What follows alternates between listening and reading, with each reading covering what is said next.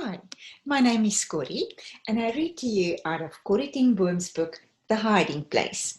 Tonight, we are at Chapter 7, Yuzi. Peter was home, yet he was not safe, any more than any healthy young male was safe. In Germany, the munitions factories were desperate for workers. Without warning, soldiers would suddenly surround a block of buildings and sweep through them, herding every male between 16 and 30 into trucks for transport. This method of lightning search and seizure was called the razzia, and every family with young men lived in dread of it. Flip and Nolly had rearranged their kitchen to give them an emergency hiding place as soon as the razzia started. There was a small potato cellar beneath the kitchen floor. They enlarged the trapdoor letting into it, put a large rug on top of it, and moved the kitchen table to stand on this spot. Since Mr. Smith's work at the BG, I realized that this hole under the kitchen floor was a totally inadequate hiding place. Too low in the house, for one thing, and probably, as Mr. Smith would say, the first place they'll look. However, it was not a sustained search by trained people it was intended for, but a swoop by soldiers, a place to get out of sight for half an hour. And for that, I thought it was probably sufficient. It was Flip's birthday when the razzia came to that quiet residential street of identical attached homes. Father, Betsy, and I had come early with a £1/4 of real English tea from Pickwick. Nolly, Annalise, and the 2 older girls were not yet back when we arrived. A shipment of men's shoes had been announced by one of the department stores, and Nolly had determined to get Flip a pair if I had to stand in line all day. We were chatting in the kitchen with Corrie and Katrien when all at once Peter and his older brother Bob raced into the room, their faces white. "Soldiers, quick! There are 2 doors down and coming this way!" They jerked the table back, snatched away the rug, and tucked open the trapdoor. Bob lowered himself first, lying down flat, and Peter tumbled in on top of him. We dropped the door shut, yanked the rug over it, and pulled the table back in place.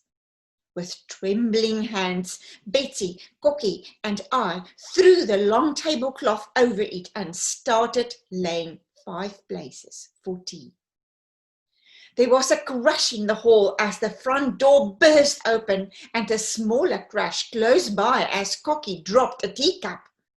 2 uniformed Germans ran into the kitchen, rifles levelled. "Stay where you are! Do not move!" We heard boots storming up the stairs. The soldiers glanced around disgustedly at this room filled with women and one old man. If they had looked closer at Katrien, she would surely have given herself away. Her face was a mask of terror, but they had other things on their minds. Where are your men?" the shorter soldier asked Corrie in clumsy, thick, accented Dutch. These are my aunts," she said, "and this is my grandfather. My father is at the school, and my mother is shopping, and—" "I didn't ask about the whole tribe," the man exploded in German. Then in Dutch, "Where are your brothers?" Corrie stared at him a second, then dropped her eyes. My heart stood still. I knew how Nolly trained her children, but surely Surely now of all times a lie was permissible? Do you have brothers? The officer asked again. Yes, Corrie said softly. We have 3. How old are they? 21, 19, and 18. Upstairs we heard the sounds of doors opening and shutting, the scrape of furniture dragged from walls. Where are they now? The soldier persisted. Corrie leaned down and began gathering up the broken bits of cup. The man jerked her upright. Where are your brothers?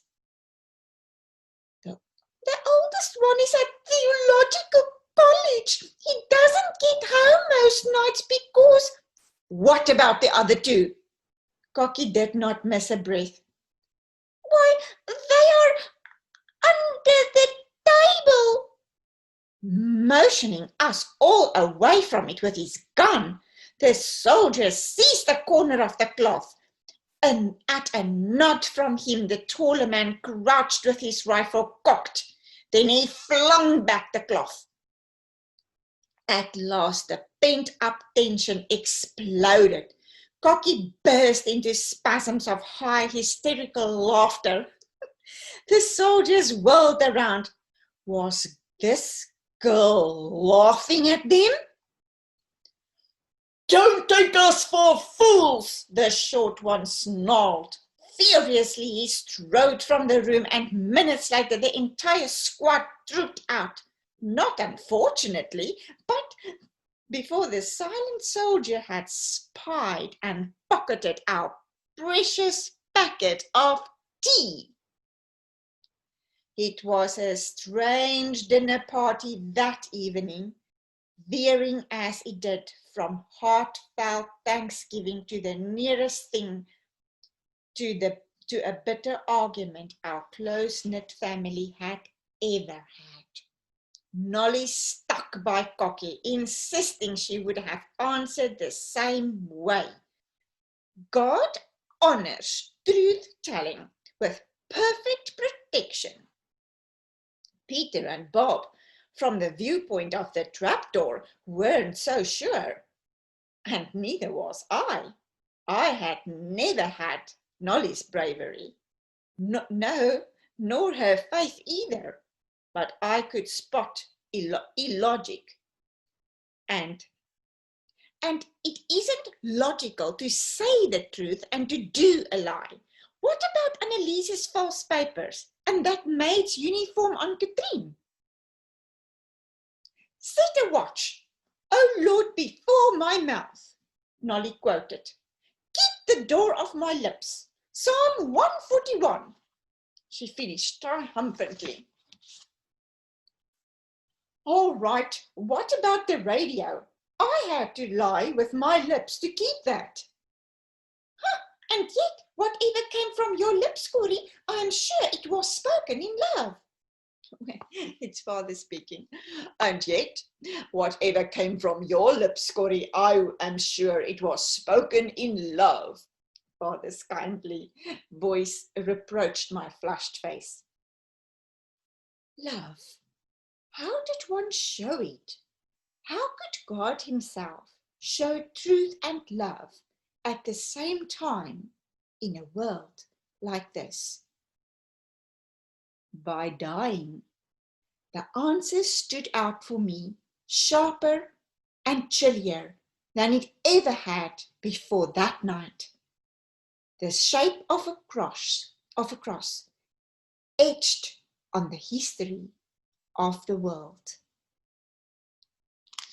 It was getting harder and harder to find safe homes in the country for the scores of Jews who were passing through our underground station by early 1943. Even with ration cards and forged papers, there were not enough places for them all.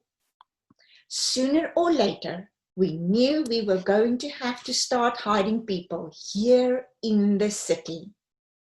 How sad that the very first should have been the dearest of all. It was in the middle of a busy morning in the shop when Betsy slipped through the workshop door. "Harry and Katu are here," she said. We were surprised. Harry had never come over to the beach in the daytime because he feared his yellow star would cause awkwardness for us. Father and I hurried behind Betsy up the stairs. Harry de Vries related the familiar story, the visit the evening before from an NSB, Quisling, the announcement that the shop was confiscated. Who cared if Harry was a Christian? Any Jew can convert to avoid trouble, the NSBer said. This morning, the appearance of a uniformed German to make it official, the shop was closed in the interest of national security. "But if I am a security risk," said poor Harry, "surely they will not stop with taking my store." Doubtless they would not. But just then, there was absolutely no available place outside the city. In fact, the only underground address we had at the moment was the home of a woman named De Boer, not 4 blocks from the beach. That afternoon, I knocked on Mrs. De Boer's door. She was a dumpy woman dressed in a blue cotton smock and bedroom slippers. We supplied Mrs. De Boer with ration cards and had arranged an emergency appendectomy from there. She showed me the living quarters in her attic. 18 Jews were staying there, most of them in their early 20s. "They have been cooped up for too long," she said. "They sing and dance and make all sorts of noise." If you think one more couple is too much." No. How can I turn them away? Bring them tonight. We'll manage." And so Harry and Katu began their life at Mrs. De Boer's, living in one of the narrow dormers in the attic. Betsy went every day to take them some homemade bread, a bit of tea, a slice of sausage. It was for their very lives. No, but Betsy's main concern was not for the morale of Harry and Katu, it was for their very lives. Sorry. "They are in danger, you know," she told Father and me. "It's true that these young people are at bursting point. This afternoon they were making such a commotion, I could hear them down on the street." There were other concerns. That bitter grey winter. Though there was little snow, the cold came early and stayed late, and fuel was scarce. Here and there, in the parks and along the canal trees began to disappear. The canal trees began to disappear as people cut them down to heat cook stoves and fireplaces. The damp, unheated rooms were hardest on the very young and the very old. One morning, Christoffels did not appear for Bible reading in the dining room, nor later in the workshop. His landlady found him dead in his bed. The water in his wash basin frozen solid. We buried the old clockmaker in the splendid suit and vest he had worn to the 100th birthday party 6 years and another lifetime ago. Spring came slowly. We celebrated my 51st birthday with a little party in the De Vries's alcove home.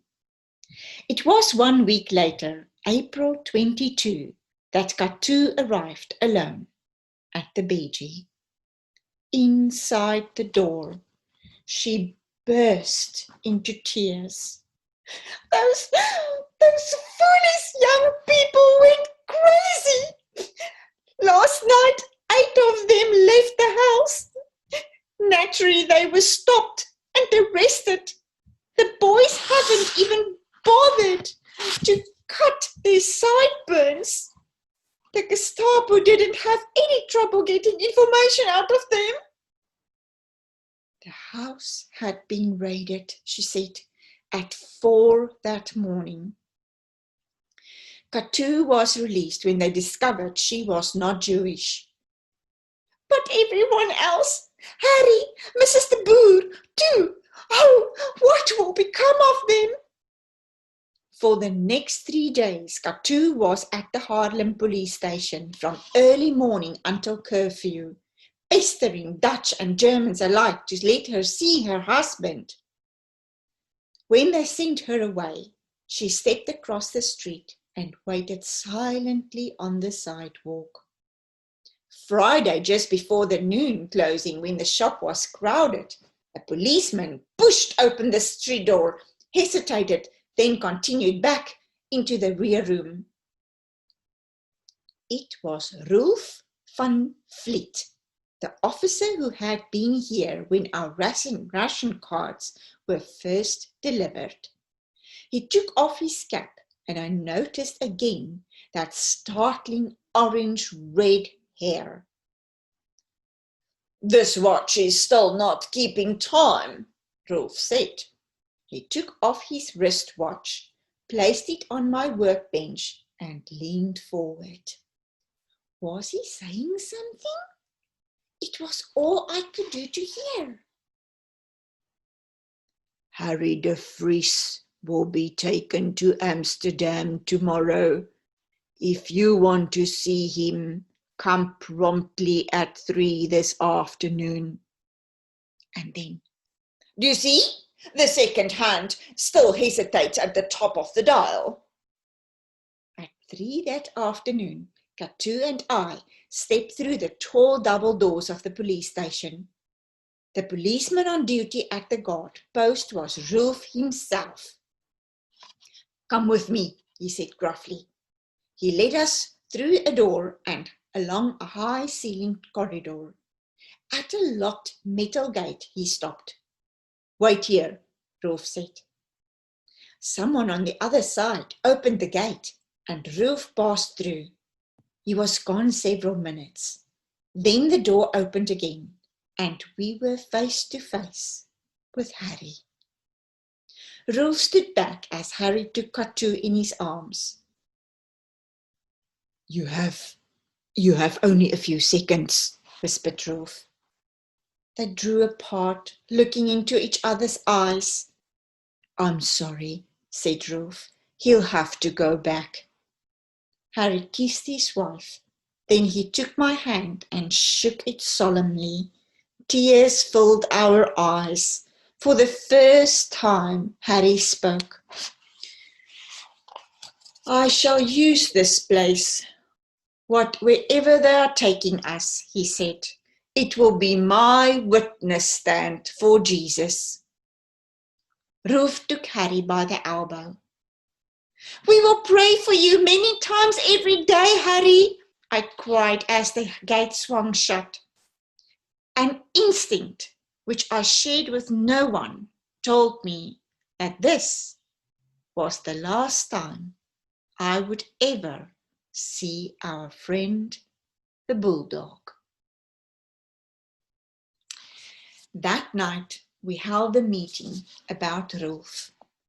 Betsy and I, and the dozen or so teenage boys and girls who acted as messengers for this work. If Rolf had risked his own safety to tell us about Harry's transport, perhaps he should work with us. "Lord Jesus," I said aloud, "this could be a danger for all of us and for Rolf too. But even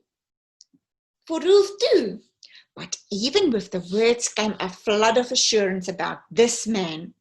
How long, I wondered, would we be led by this gift of knowledge? I assigned one of our younger boys to follow Rolf home from work the next day and learned where he lived. The older boys, the ones susceptible to the factory draft, we sent out only after dark now, and then most often dressed as girls. The following week, I visited Rolf at home. You have no idea how much it meant to see Harry, I said when I was safe inside. How can we repay this kindness? Rolf ran his hands through his bright hair. Well, there is a way. The cleaning woman at the jail has a teenage son, and they've almost picked him up twice. She's desperate to find another place for him to live. Perhaps I can help, I said. Do you think she could find that her watch needs repairing? The next day, tours came to the door of Tante Jans's room, where I was talking with 2 new volunteers for our work. More and more, I was leaving the watch shop to her and father, as our underground operation required more time.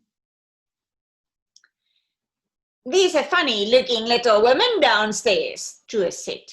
She says her name is Mickey. She says to tell you Rolf sent her. I met Mickey in the dining room. The hand that I shook was rigid and leathery from years of scrubbing floors. A tuft of hair grew from her chin. I understand, I said, that you have a son you are very proud of. Oh, yes! Mickey's face lifted up at the mention of him. I took the bulky old alarm clock she had brought with her. Come for your clock tomorrow afternoon, and I'll hope to have some good news. That night, we listened to our messenger's reports. The cruel, long winter had opened up places at several addresses. There was a place on a nearby tulip farm, but the farmer had decided he must be paid for the risk he was taking. We would have to provide a fee in silver riksdaler, not paper money, plus an additional ration card. It didn't happen often that the host would require money for his services, but when one did, we paid gladly. When Mickey appeared the following morning, I took a small banknote from my purse and tore off the corner. This is for your son, I said. Tonight he is to go to the Gravenstenenbrug. There is a tree stump right next to the bridge. They cut down the tree last winter. He is to wait beside it, looking into the canal. A man will come up and ask if he has change for a bank bill. Your son is to match the missing corner and then follow this man without asking questions. Betty came into the dining room as Mickey was grasping my hand in her 2 sandpaper ones. I'll make it up to you somehow, someday. I'll find a way to repay you. Betsy and I exchanged smiles. How could this simple little soul help with the kind of need we faced? And so the work grew. As each new need arose, a new answer was found too. Through Pickwick, for example, we met the man at the Central Telephone Exchange, whose department handled orders to connect and disconnect lines. With a little rewiring and juggling of numbers, he soon had our instrument in operation. What a day it was when the old wall phone in the rear hall jangled joyously for the first time in 3 years. And how we needed it. For by now, there were 80 Dutchmen, elderly women, and middle-aged men, along with our teenagers, working in God's underground, as we sometimes laughingly called ourselves. Most of these people never saw one another. We kept face-to-face contact, as few as possible. But all knew the BG. It was headquarters, the center of a spreading web, the knot where all threads crossed. But if the telephone was a boon, it was also a fresh risk, as was each added worker and connection.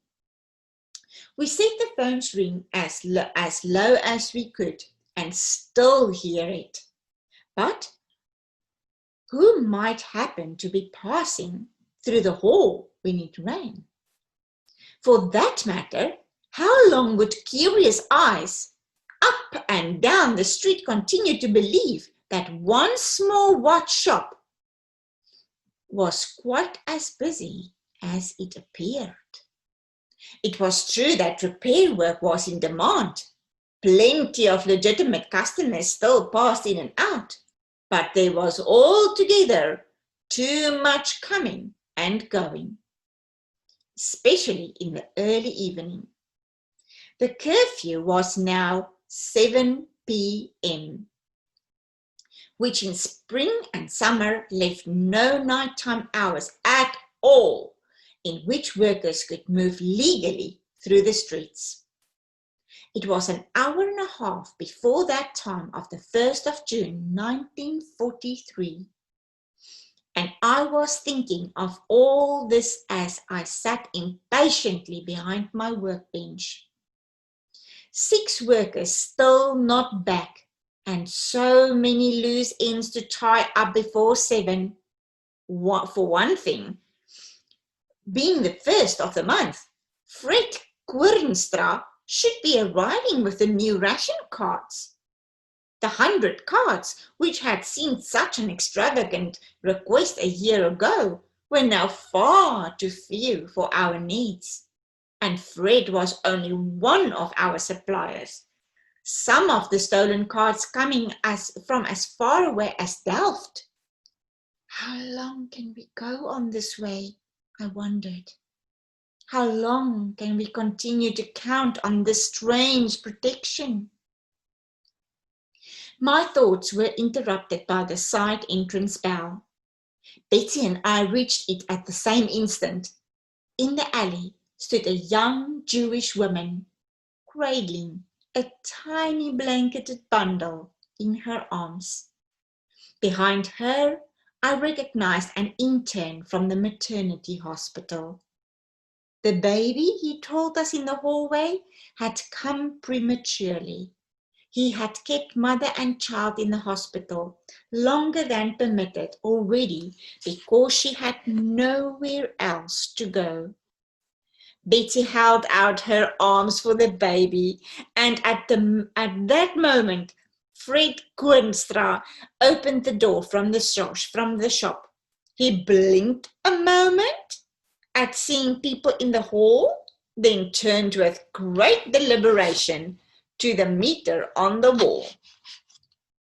The young doctor, seeing what he took to be an actual meter man, turned as white as his own collar. I longed to reassure him, both him and Fred, but knew that the fewer of the group who knew one another, the safer it was for all. The poor intern gulped a hasty goodbye while Betsy and I got mother and baby up to the dining room and closed the door on Fred and his work.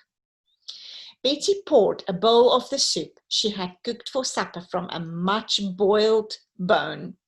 The baby began a thin, high wail. I rocked it while the mother ate.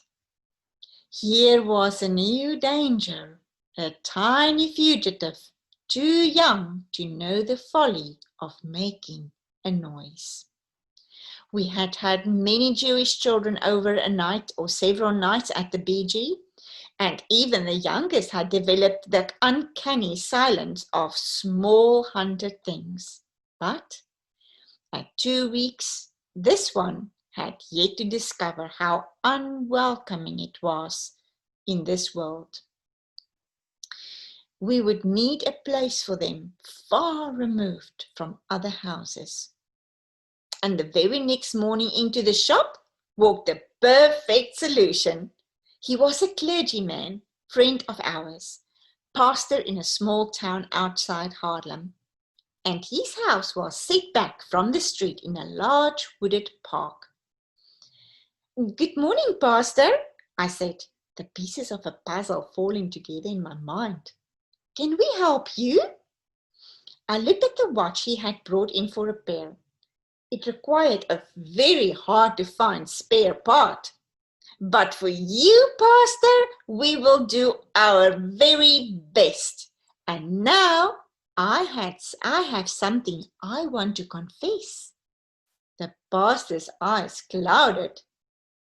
"Confess?" I drew him out of the back door of the shop and up the stairs to the dining room. "I confess that I too am searching for something." The pastor's face was now wrinkled with a frown. Would you be willing to take a Jewish mother and her baby into your home?